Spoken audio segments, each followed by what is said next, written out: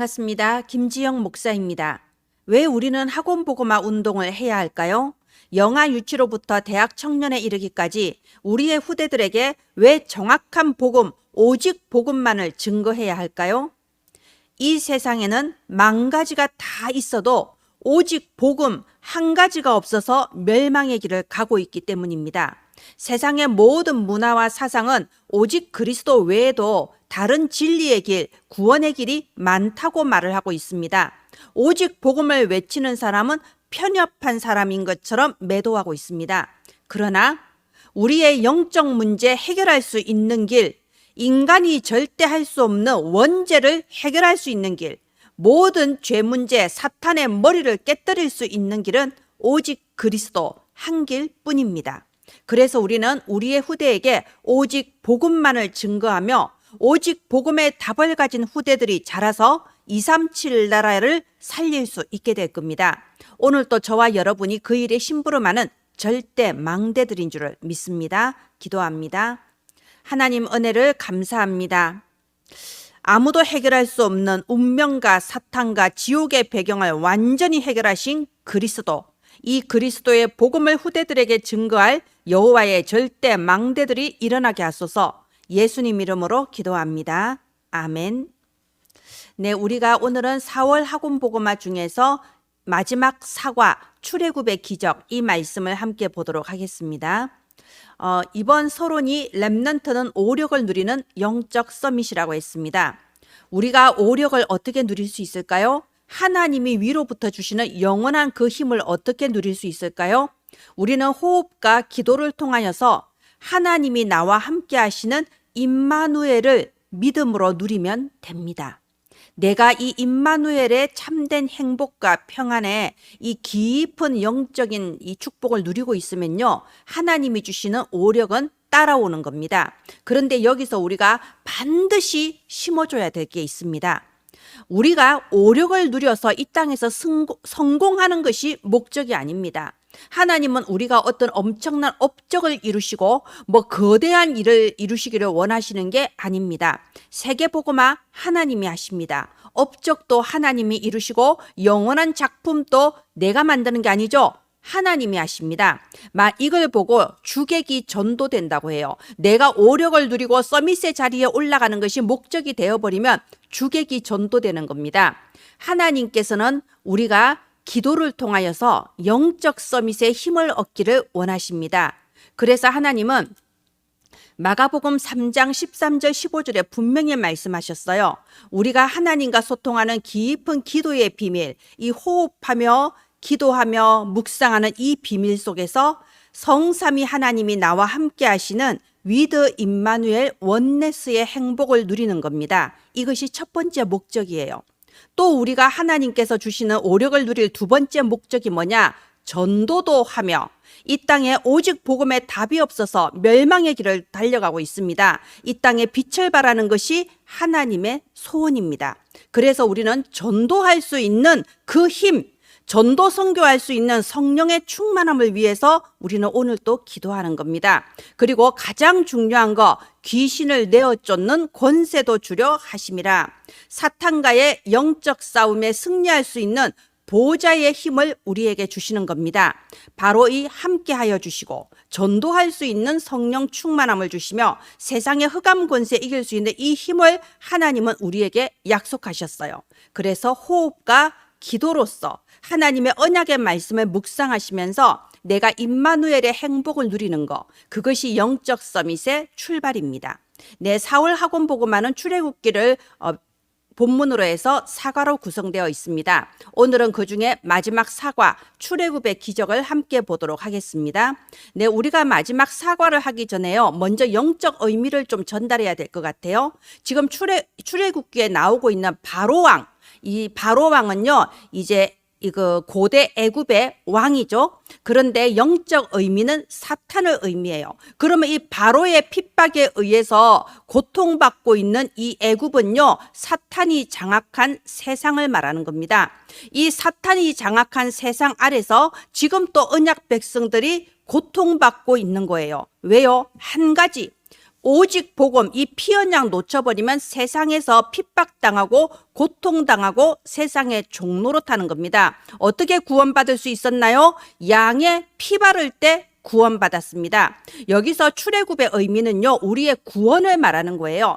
이 사탄이 장악한 세상 안에서 고통받고 있던 백성들이 양의 피를 바를 때 출애굽, 완전히 해방받고 구원받았다, 이걸 의미하는 겁니다. 네, 원죄 문제 끝, 자범죄 끝, 사탄의 종로로 끝, 죄의 삭수로 찾아오는 지옥 권세 끝, 완전히 끝나고 구원받은 겁니다. 어떻게요? 양의 피 바를 때. 그래서 이 유월절 양의 피는요, 복음을 의미하는 겁니다. 우리를 위하여 십자가에 피 흘려 죽으시고 우리를 위하여 부활하신 그리스도, 이 그리스도를 예표하는 것이 바로 유월절 양의 피입니다. 그래서 이번 사과의 핵심 한 문장은 복음이 아니라 오직 복음입니다. 우리는 우리의 후대들에게 복음이 아니라 오직 복음을 증거하는 학원복음화 운동하는 겁니다.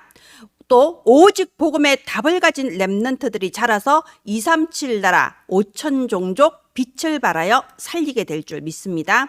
네, 그래서 일대지 애굽의 열 재앙의 근본 의미는 무엇일까요? 아까 제가 이 영적인 의미, 근본 의미를 먼저 가르치자고 했죠. 자, 이 모세가 하나님께서 주신 이 소명을 따라서 애굽에 딱 왔습니다. 바로왕 앞에 나갔습니다. 우리 백성이 피제사를 드려야 되니 사흘길 중 강야를 가도록 허락하소서. 말하자면 우리가 400년 동안 잃어버렸던 그 피제사, 피언약 다시 회복하겠습니다. 이스라엘 백성을 출애굽시켜 주시오 하고 당당하게 요구했습니다. 그런데 이 바로가 호락호락 이렇게 놓아주지 않죠. 사탄은 마지막까지 우리의 이 바짓가랑이를 붙잡고 해방을 안 시켜주려고 해요. 끊임없이 과거의 상처를 가지고 가문을 타고 내려오는 영적 대물림을 가지고 우리의 바짓가랑이를 붙잡고 이기지도 못할 거면서 마치 이길 수 있는 것처럼 우리를 공격하는 거예요. 아니, 이기지도 못할 거면서 이길 수 있을 것처럼 우리를 속이는데 거기에 속아 넘어가는 성도들이 너무 많은 게 문제죠. 자, 그럴 때 하나님께서는 10가지 재앙을 일으키십니다. 우리가 성경의 출애굽기 5장부터 12장까지 이 재앙이 쭉 나와 있는데요. 여러분, 여기에 해당되는 애니메이션이나 영상이 유튜브에 굉장히 많이 있어요. 말로만 설명하지 마시고 좀 이렇게 보여주세요. 아주 웅장한 배경음악과 함께 그야말로 시청각으로 이렇게 좀 전달해 주시기 바랍니다. 예, 이렇게 피재앙, 개구리 재앙, 이재앙, 파리재앙, 우박재앙, 이렇게 막 재앙이 들이닥칩니다. 그런데 바로가 안 보내주죠. 나중에는 이 바로의 신하들이 나서서 왕이여 제발 저 이스라엘 백성 보내줍시다. 이스라엘 백성 때문에 우리 애굽이 망하겠습니다. 막 이렇게까지 말을 해도 바로는 안 내보내줘요. 이게 사탄이라니까요. 끊임없이 과거의 상처와 거기서 나오는 틀린 각인뿌리 체질로 구원을 받았는데도 불신자처럼 비참하게 살게 만드는 거, 이게 마귀가 하는 짓이라니까요. 그런데 어떻게 됐나요? 마지막 양의 피 바른 날, 이게 마지막 10번째 기적이죠. 모세의 말을 따라서 유월절에 양을 죽여서 그 피를 발랐을 때, 이 유월의 의미는요, 뛰어넘는다는 말입니다. 이 양의 피를 문설주에 발랐을 때에 그 양의 피를 바른 집은 죽음의 사자가 그냥 뛰어넘어가는 거예요. 말하자면 우리에게 닥칠 수밖에 없는 죄와 사망의 이 법이 우리를 유월 뛰어넘어가 버리는 구원의 은혜를 의미하는 겁니다. 이 유월절에 양의 피 바르을 때에 드디어 바로가 무릎을 꿇고 이렇게 이스라엘 백성을 놓아주는 겁니다. 이게 무슨 의미인가요? 오직 그리스도, 피 언약으로서만 우리의 근본 문제, 사탄의 이 종로로 타는 문제 해방받을 수 있다는 겁니다. 다른 길이 없어요. 자, 그래서 우리가 의미를 한번 봅시다.